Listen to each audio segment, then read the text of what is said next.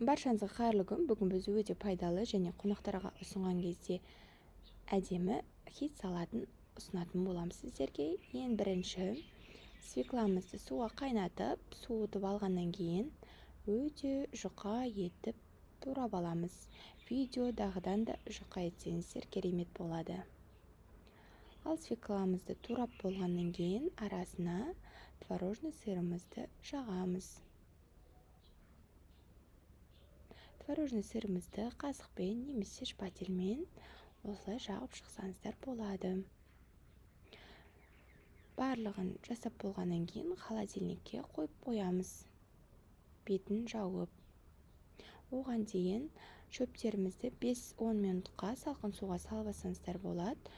Жақсылап тұрып жуып алыңыздар.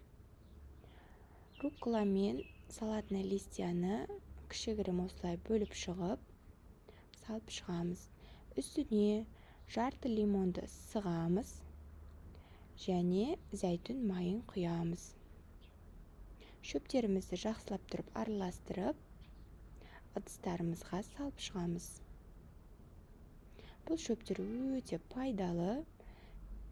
Негізі бұл салаттың өзі өте пайдалы. Ал енді свекламызды бөліп, турап, салатымызды әсерлейміз.